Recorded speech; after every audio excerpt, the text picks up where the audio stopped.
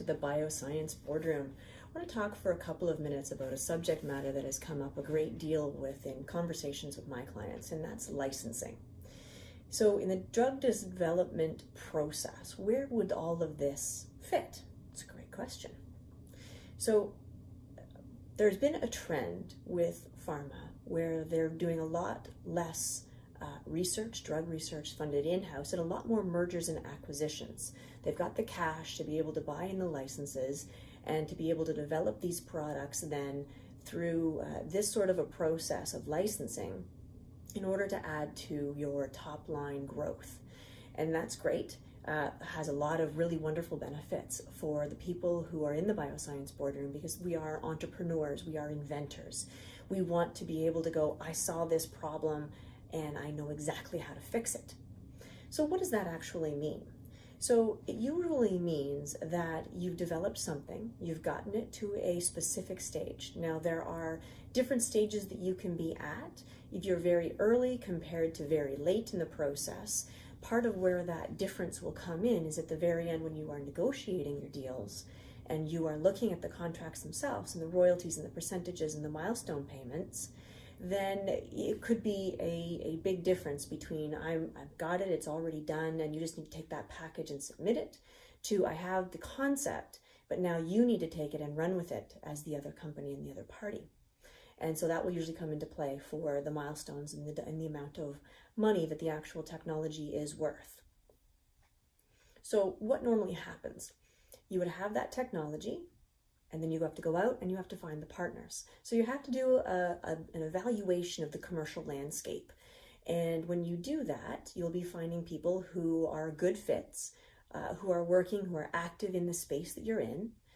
And you'll need to make some sort of a database, a spreadsheet, a CRM, if you will, to be able to go out and track your outreach and your communications with these various individuals.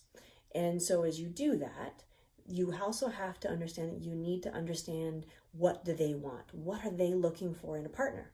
Likewise, what are you looking for in a partner? Because you want to make sure that it is a good fit, right? If you're looking to be involved and the company has a history of taking the products, they don't want the inventors involved in the marketing aspects of it, that's probably not a good fit. So you need to make sure that you're paying attention to this sort of stuff. So what else do we need to do? We need to also create the pitch deck.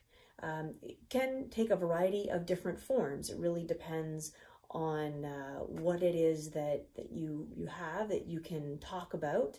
If it's lots of scientific papers, then you might want to include links to those papers as well. It could be a one-page document. It could be a 10-slide PowerPoint presentation. It also depends on how you're going to reach out to these individuals, right? Are you going to be at a show, a trade show, a conference, for instance, where you are going to get access to the names and the details that you need in order to be able to do the proper follow-up? Or are you going to be emailing cold, in which case you might want something else, some teasers, if you will, something that will really tweak their interest and go, hey, you know what? I honestly think that's a good idea, but I don't know much about it. So let's have a conversation. Let's be open to that. So if we assume that you've done the invention, that you have taken a look at the marketplace, that you've done your evaluation, and you've made your pitch deck, what's next? So you want to make sure you're engaging in offline conversations. The offline conversations will make sure that you get to the point where they're doing an evaluation of the technology based on something that's not confidential, right? So you'll have a number of places and people who are interested in that initial conversation. And after that, then you want to put in place a non-disclosure agreement. Now, from those non-disclosure agreements, you then want to move forward to having more detailed due diligence conversations with the party and the company. Okay, so these are technical, these are commercial. Once everything's gone through the full due diligence phase, then you'll often get to the actual letter of intent, and that the letter of intent, you might wind up saying, okay, so is this an exclusive license or a non-exclusive license? What does exclusive mean? So exclusive means you have given the license to one company, maybe in one territory, just one area. Could be Canada, could be US, could be England, it could be South Africa, it could be anywhere. Or maybe you've given it the exclusive license for specifically one usage. So maybe your product is applicable in cancer, but it's not applicable for this particular company in immunotherapeutics, or maybe it's reproduction, or maybe it's diabetes, or there's so many different possible ways to go about that.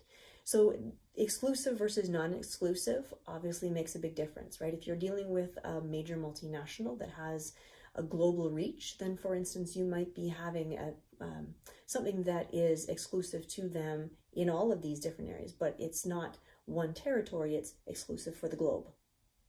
It really depends on your situation itself.